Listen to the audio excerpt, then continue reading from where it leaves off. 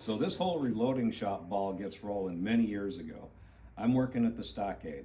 Now, if you're not familiar with these two shops, woman by the name of Kathy Mitchell, there's a long story behind that. But Kathy owns Fowler Gunroom in Orange and the Stockade in Westminster. For the most part, I'm at the Stockade, occasionally at Fowler, but Fowler Gunroom, on occasion, would host a reloading clinic. And the guy who was teaching the reloading clinic at that time was a guy by the name of Bob Wicks. Now, I'm going to come back to him in a little while and talk more about it. But Bob's the one teaching the reloading clinics, and he's bugging me from time to time saying, Brian, you know a lot about reloading. You got to come and teach a clinic with me. Because the way he was doing it at that time was he would bring his kids, and the kids were fairly young at that time. I mean, 7, 8, 9, I don't know, something like that. And when customers would come in and he would have his kids making ammo and the customers would see kids doing that, they would say, well, obviously it can't be that hard. This guy's got his kids doing it. You're right, it's really not that difficult. There's some stuff you gotta know, but it's really not that difficult at all. So Bob's bugging me. You gotta come help teach this clinic. You're good. You know a lot of stuff. I'm like, I don't wanna do it. I don't wanna do it. But eventually I give in and fine. I go do a reloading clinic with him, and he's got the kids and he's doing his thing, and I'm trying to see what he's up to and work my way in with what I have as my own approach to things. And it went really pretty well. So 6 months or so later, they schedule another reloading clinic. Bob says, you know, the last one went really well. Can we do another one together? Will you do it with me? Yeah, sure.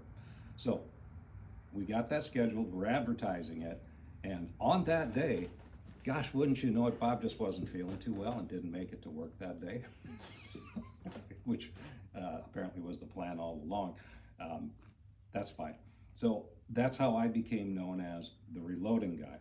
Now, Bob, if you recall, or maybe you don't know, Bob is the guy that started Field Time along with two other fellas, the store in Huntington Beach and then the range up on Beach Boulevard, the indoor range, FT3. Bob was at the Stockade that I worked with him about 6 years when he left to go do that, and he came to me and said, hey, you got to come work for me. And it's like, yeah, there's a loyalty thing going on here. I don't want to just leave these people to go with you to start your own shop, and I didn't feel good about it, so I didn't do it. Now, a couple of years later, maybe it was about 3 or however many years later it was, Bob's at SHOT Show in Vegas, and he's getting ready up in the hotel room to go down to the show. He has a cardiac arrest. He drops dead. Paramedics are called. They come in. They do CPR. They get him back, but he was down too long. The brain wasn't. If the brain is not perfused with oxygen, the tissue, all the cells, they begin to die, and you have basically a living vegetable. And when they brought him back down here to Huntington Beach, I went to see him in the convalescent home that they had him in, and he was alive, but there was nobody there. Now, I only bring that up because this is not an area that I am inexperienced in. I have worked a lot of cardiac arrests, and let me tell you something. There is a very disturbing trend that is going on right now with regard to what is being taught with CPR. CPR stands for cardiopulmonary resuscitation. And the breath part of that, the pulmonary, the oxygenating the lungs so the brain gets perfused with oxygenated blood, is being de-emphasized. I'm sitting in church the other day, and a fella's telling me he took a CPR course, and he was telling me that they were downplaying giving respirations. And I'd heard that from another person before. So let me explain something. If you do CPR, the whole point, cardiopulmonary, it's to oxygenate the brain. If you do not oxygenate the brain, if you get them back, and the chances of that happening are very slim to begin with, but if it does, you end up with a guy like Bob. He's alive, he's a vegetable, he's not coming back. He is done, although his heart is still beating.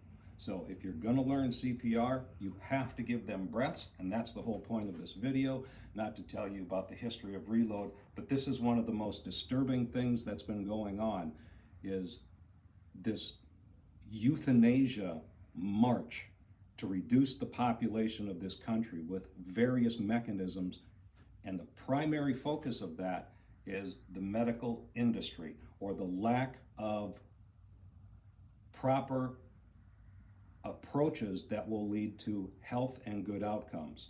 The whole approach, and you've seen it with what are being called viruses, I call them biological weapons, the treatment for that, which is misappropriately labeled a vaccine because it's not, quote, technically a vaccine, it's something else.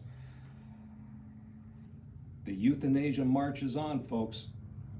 Heads up, it's going full steam ahead. That's the way it is. Now you know the rest of the story, some of it.